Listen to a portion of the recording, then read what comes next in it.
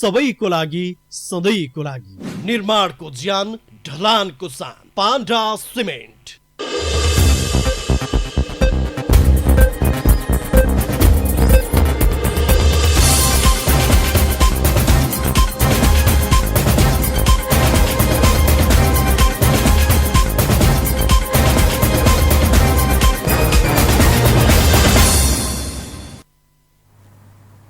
द्रुत समाचार, तथ्य समाचार, समाज बदल्ने हाम्रो प्रयास। नमस्कार, मोफसल समाचारमा ममता भट्टराईको स्वागत छ। सुरु गरौँ अहिलेसम्मका प्रमुख समाचारहरूबाट।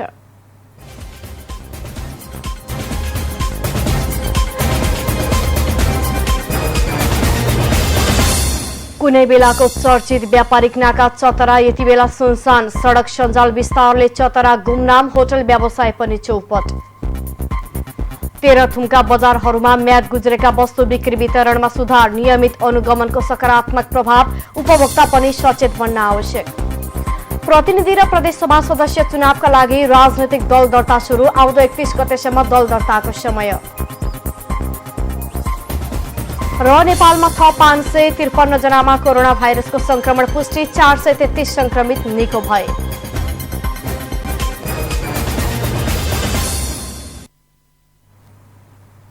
समाचार अब विस्तारमा। आजभन्दा 23 वर्ष अगाडिसम्म यो स्थान पहाडबाट व्यापारको लागि तराई झर्नेहरूको एउटा प्रमुख नाका थियो, सुनसरीको चतरा। यहाँ दैनिक जसो ढाकर बोकेर व्यापार गर्न तराई झर्नेहरूको मेला नै लाग्ने गर्दथ्यो। यसै ठाउँबाट तराईको इटहरी, धरान, विराटनगरसम्म पहाडमा उत्पादित सामग्रीहरू बजारमा पुर्याइन्थ्यो। 51 साल यताको चर्चित नाका, जसले नेपाल सरकारलाई कर मार्फत आमदानी दिने गर्दथ्यो, त्यही नाका अहिले सुनसान अनि ओझेलमा परेको छ। पारस सुवेदीको रिपोर्ट। 2069 साल यताबाट सप्तकोशी नदीमा जेट बोट सञ्चालनमा आएसँगै क्रमशः यो नाकामा चहल पहल घट्दै गएको बताइन्छ।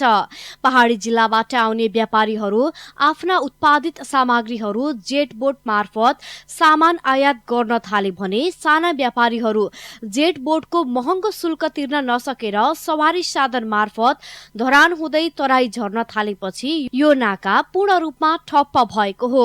साथै निर्माणाधीन मध्य पहाडी लोकमार्गले पुरानो भिरको बाटो कतिपय ठाउँमा भत्काएपछि निम्न स्तरका व्यवसायीहरूलाई चतरा आउन अत्यन्त बढी कष्ट भएको बराहा क्षेत्र संरक्षण मञ्चका अध्यक्ष भक्तबहादुर श्रेष्ठ बताउनुहुन्छ। माथि चाइना जोड्ने बाटोले चाहिँ माथि खन्दिँदाखेरि तलको बाटोलाई चाहिँ असर गर्यो, जुन असरले गर्दा तलको बाटो भत्कियो।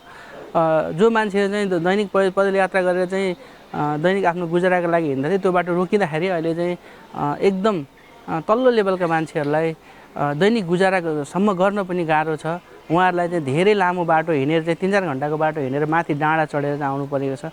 त्यसले गर्दा यो राज्यले एउटा गरिब लेभलका मान्छेहरूलाई दैनिक गुजाराको निमित्त पनि त्यो बाटोहरू चाहिँ जो बाटो सर्टकट बाटो छ, 1 घन्टामा चाहिँ आफ्नो चाहिँ नुन तेलको लागि सानो बजार, बडा क्षेत्र बजारहरू भेट्छन्।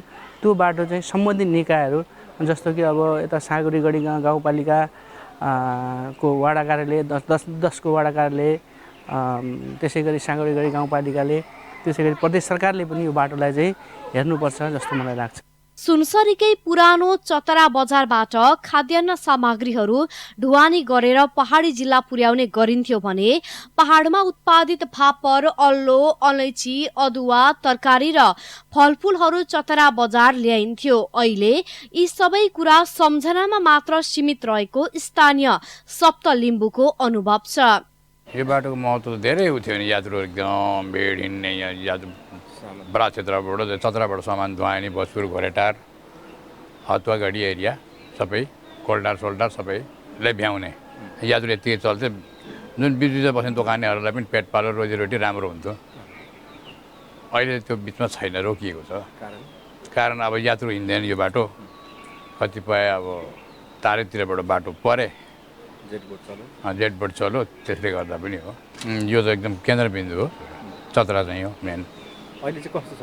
फेरि मान्छे हिँड्नुलै गर्दैन? अहिले त हिँड्नुले गर्दैन, बाटै छैन यहाँ। कोसीपारी, भोजपुर र धनकुटाको सिमले, आले, त्रिवेणी, साँगुरीगढी लगायतका स्थानबाट साना तथा ठूला व्यापारी तथा यात्रुहरू कोसीको किनारको भिरको बाटो मार्फत आवत जावत गर्दथे, जसले गर्दा त्यस क्षेत्रका सानातिना पसल तथा होटल व्यवसाय गर्नेहरूको समेत राम्रो आमदानी हुने गरेको थियो। तर अहिले बराज क्षेत्र मन्दिर आउने भक्तजन तथा पर्यटक बाहेक कोही नआउने स्थानीय होटल व्यवसायी रणभक्त राई बताउनुहुन्छ। यो धनकुटाको उत्तरी भेग तपाईँको अनि भोजपुर खोटाङसम्मको नुन खाने बाटो मेन नकै थियो। अहिले त अब विभिन्न प्रकारको त्यो विकासले गर्दाखेरि बाटोले गर्दाखेरि उतै पुग्छन्। यसैबाट छैन, यो तल्लो भेगको चाहिँ हिँड्छ।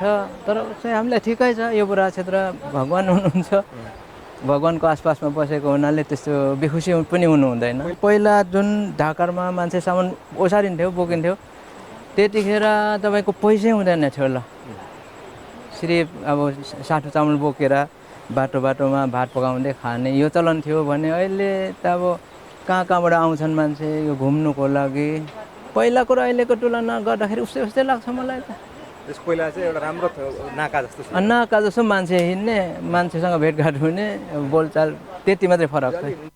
झोलुङ्गे पुल हुँदै निर्माण भएको भिरको बाटो मार्फत भोजपुर, धनकुटा र खोटाङको सदरमुकाम दिक्तेल बजारसम्म हिँडेरै झण्डै 5 घण्टाको समयमा पुगिन्थ्यो। तर अहिले जेट बोट सञ्चालनमा आएपछि यात्राको दूरी घटेर घण्टाभरमा सीमित भएको छ। नाका नजिकै 1991 सालमा राणाकालीन समयमा बटुवाहरूको लागि बास बस्ने बनाइएको धर्मशाला अझै सुरक्षित छ। इतिहास बोकेका यस्ता ठाउँहरू संरक्षण गरेर यसलाई पर्यटकीय दृष्टिकोणबाट प्रचार प्रसार गर्न सके यसको आकर्षण सदैव रहने थियो। तसर्थ यस्ता ठाउँलाई स्थानीय सरकारले पर्यटकीय स्थलको रूपमा अगाडि ल्याउन आवश्यक छ। हिमशिखर टेलिभिजनका लागि सुनसरीको चतराबाट पारस सुवेदीको रिपोर्ट। प्रतिनिधि सभा र प्रदेश सभा सदस्यका लागि हुने चुनावका लागि राजनीतिक दल दर्ता सुरु भएको छ। आउँदो 31 गतेसम्म निर्वाचन आयोगमा कार्यालय समयमा दल दर्ता गर्न पाइन्छ। आयोगका अनुसार दल दर्ताको निवेदनसँगै राजनीतिक दलले आफ्नो विवरण दलको केन्द्रीय कार्यकारिणी समिति, प्रदेश र जिल्ला समितिका पदाधिकारी तथा सदस्यको संख्या, वार्षिक लेखा परीक्षण प्रतिवेदन पेश गरेको मिति र दलको केन्द्रीय स्तर र प्रदेश स्तरको कार्यकारिणी समितिको पछिल्लो चुनाव भएको मिति उल्लेख गर्नुपर्नेछ। दलले निवेदन दिँदा प्रतिनिधि सभा सदस्यको छुट्टै र प्रदेश सभा सदस्यको हकमा प्रदेशगत रूपमा 7 वटा प्रदेशका लागि छुट्टा छुट्टै निवेदन पेश गर्नुपर्नेछ। प्रतिनिधि सभा र प्रदेश सभाको चुनाव आउँदो मङ्सिर 4 गते हुँदैछ। समाचार अझै बाँकी नै छ, बेला भएको छ ब्रेकको। ब्रेकपछि पुनः स्वागत छ। अब बाँकी समाचार। तेह्रथुम जिल्लाको सदरमुकाम लगायत अन्य बजारहरूमा म्याद गुज्रेका वस्तु बिक्री वितरणमा न्यूनीकरण हुन थालेको छ। जिल्ला प्रशासन कार्यालय, घरेलु तथा साना उद्योग कार्यालय, कोष तथा लेखा नियन्त्रण कार्यालय र जिल्ला स्वास्थ्य कार्यालयको नियमित अनुगमनले न्यूनीकरण हुन थालेको हो। विगतमा बजार केन्द्रहरूमा छ्यापछ्याप्ती खाद्य वस्तु पाउने गरेका बजारहरूमा पछिल्लो समय कमै मात्रामा मात्रै पाइन थालेको छ। प्रकाश पाक्सावाको रिपोर्ट। लामो समयसम्म बिक्री नहुने ग्राहकहरूले म्याद नहेरी लाने गरेकाले पनि बजारहरूमा म्याद गुज्रेका वस्तुहरू बजारहरूमा प्रशस्त रूपमा बिक्री हुने गरेका थिए। अनुगमन गर्ने सरकारवाला निकायले पनि नियमित अनुगमन गर्ने गरे पनि औपचारिकता मात्रै पूरा गर्ने गरी अनुगमन गर्ने गरेकाले बजारहरूमा म्याद गुज्रेका सामान बिक्री हुँदै आएका थिए। बजार अनुगमनलाई प्रभावकारी बनाउन नियमित बजार अनुगमन गर्नुपर्ने व्यवसायी चुडामणी जोशीको भनाइ छ। खाद्य वस्तु गुणस्तर दिनको लागि, बेच्नको लागि चाहिँ अब यो सम्बन्धित निकायहरूबाट चाहिँ अब यो 6 महिना वर्ष दिनमा अनुगमन आउनु भन्दा पनि यो चाहिँ चाँडै 1 महिना अथवा 1 महिना सकिएन भने 3 महिनामा चाहिँ आएर चाहिँ हाम्रो चाहिँ पसलहरू सबै जाँचबुझ गरेर हाम्रो खाद्यान्न सम्बन्धी अनुगमन भयो भने हामी मात्रै नभएर उपभोक्ताहरू सबै यो अखाद्य वस्तुहरूबाट बेच्न खानबाट जोगिन सकिन्छ भन्ने मलाई धारणा लाग्छ।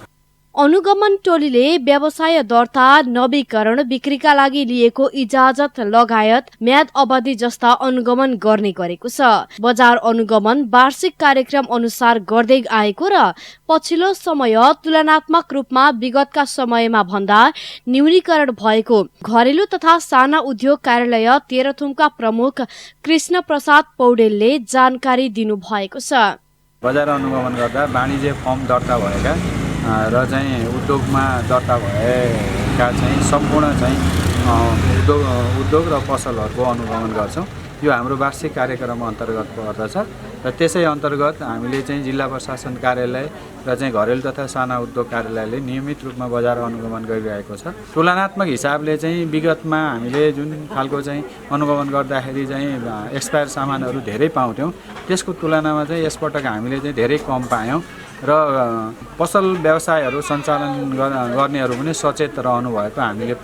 जिल्ला सदरमुकाम म्याङलुङ, बसन्तपुर बजार, लसुने, छतर शुक्रबारे, मोराहाङ बजार, पोक्लाबाङ, जिरीखिम्ती बजार र आठराई संग्राती बजार लगायतका बजारहरूमा निरन्तर अनुगमन हुँदै आएको छ।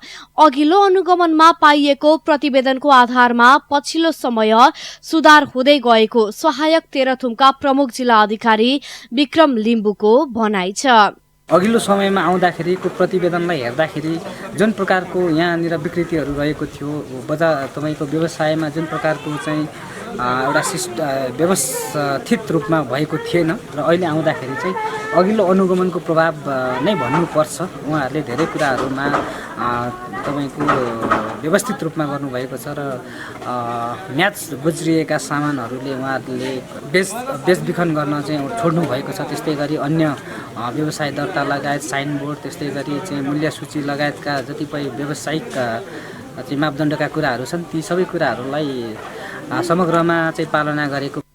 उद्योगी व्यवसायीहरूले सामान बिक्री गर्दा उपभोक्ताले म्याद हेरेर लिन सचेत बन्दै जाने हो भने सुधारमा टेवा पुग्नेछ। अनुगमनलाई प्रभावकारी बनाउन नियमित बजार अनुगमनलाई निरन्तरता दिँदै उद्योगी व्यवसायीहरूलाई सल्लाह र परामर्श दिन पनि आवश्यक छ। हिमशिखर टेलिभिजनका लागि तेह्रथुमबाट प्रकाश पाक्सावाको रिपोर्ट।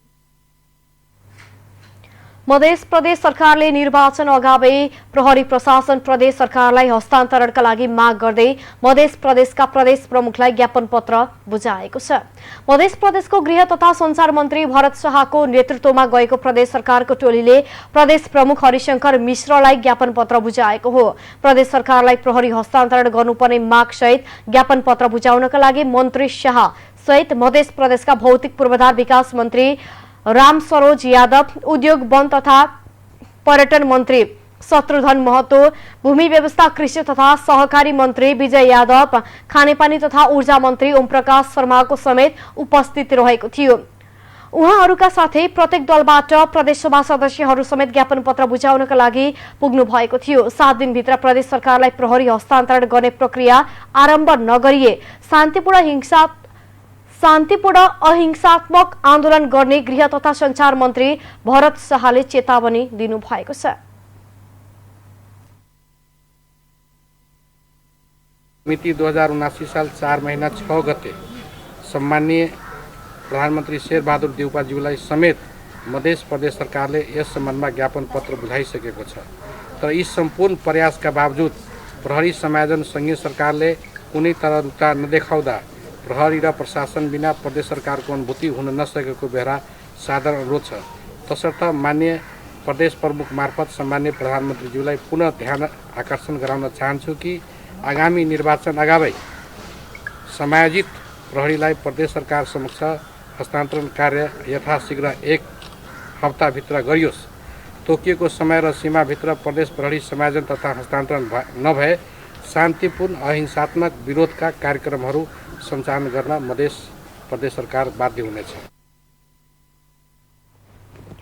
केही साता अघि जनकपुर धाममा भएको 7 प्रदेशका गृह मन्त्रीको सामूहिक बैठकले तत्काल प्रहरी समायोजन गर्न आग्रह गरेको र मध्य प्रदेशका मुख्यमन्त्रीको नेतृत्वमा छुट्टै आग्रह गरे पनि संघीय सरकार त्यसतर्फ ध्यान नदिएको गुनासो गर्दै मन्त्री शाहले संविधानले प्रदेश सरकारलाई दिएको अधिकार समेत संघीय सरकारले खोज्ने, अपव्याख्या गर्ने र आश्वासन मात्रै दिने गरेकाले प्रदेश सरकार संघर्षमा उत्रिन बाध्य हुने चेतावनी दिनुभएको हो। मधेस सरकारको अगुवाईमा गत असार 23 गते 6वटा प्रदेशका गृहमन्त्रीको भेला गरेर प्रहरी समायोजन ऐन र प्रहरी समन्वय सम्बन्धी ऐनको आधारमा संघीय सरकारले साउनभित्र प्रहरी समायोजन गरी प्रदेश सरकारलाई हस्तान्तरण गर्न माग गरेको थियो। समाचार अझै बाँकी नै छ, फेरि पनि बेला भएको छ ब्रेकको। ब्रेकपछि पुनः स्वागत छ। अब बाँकी समाचार। नेपालमा थप 553 जनामा कोरोना संक्रमण पुष्टि भएको छ। देशभर गरिएको 2040 पीसीआर परीक्षणका क्रममा 451 जना र 1749 एन्टिजेन परीक्षणका क्रममा 102 जनामा कोरोना संक्रमण पुष्टि भएको हो। कोरोनाका कारण आइतबार कसैको पनि मृत्यु नभएको स्वास्थ्य मन्त्रालयले जनाएको छ। त्यस्तै थप 433 संक्रमित निको हुँदा हालसम्म नेपालमा 9,72,497 जना निको भएका छन्। हाल नेपालमा 5,659 सक्रिय संक्रमित आइसोलेसनमा रहेको बताइएको छ। शेयर बजार आज 10 अङ्क भन्दा धेरैले बढेको छ। दिनभर तलमाथि भइरहेको नेप्से बन्द हुने बेलामा 10.27 अङ्कले बढेर 2123.82 बिन्दुमा पुगेको छ। आज जीवन बिमा बाहेक सबै समूहको शेयर सामान्य बढेको छ। नेप्से बढे पनि कारोबार रकममा भने कमी आएको छ। 219 वटा कम्पनीको 61,06,000 किता शेयर 2,67,33,00,000 रुपैयाँमा कारोबार भएको छ। सबैभन्दा धेरै शिवम सिमेन्ट्सको 13,89,00,000 रुपैयाँको शेयर किनबेच भयो। आज मनोकामना स्मार्ट लघुवित्तको शेयर 10% बढेको छ। यस्तै तेह्रथुम पावरको 9.5% र उपकार लघुवित्तको शेयर 9% भन्दा धेरैले बढेको छ। नयाँ सारथी लघुवित्त, सामलिङ पावर र ग्रामीण विकास लघुवित्तको शेयर भने 3% भन्दा धेरैले घटेको छ। समाचारका क्रमहरू सकिएका छन्। अन्त्यमा प्रमुख समाचार पुनः एकपटक।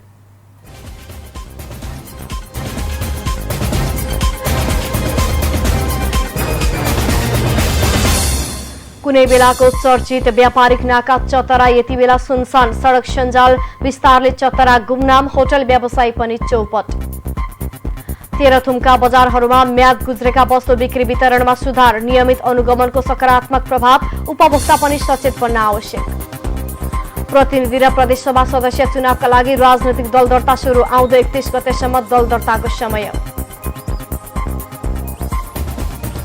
र नेपालमा थप 553 जनामा कोरोना संक्रमण पुष्टि, 433 संक्रमित निको भए।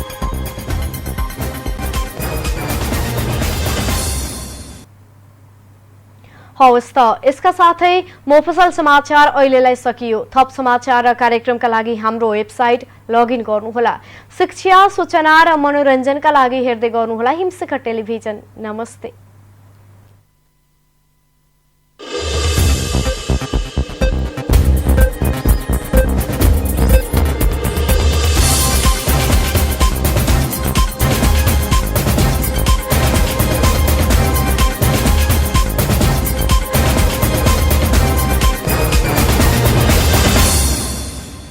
Sponsored by Admission open. Oranico +2 Science Program, a college with a difference. Oranico Higher Secondary School.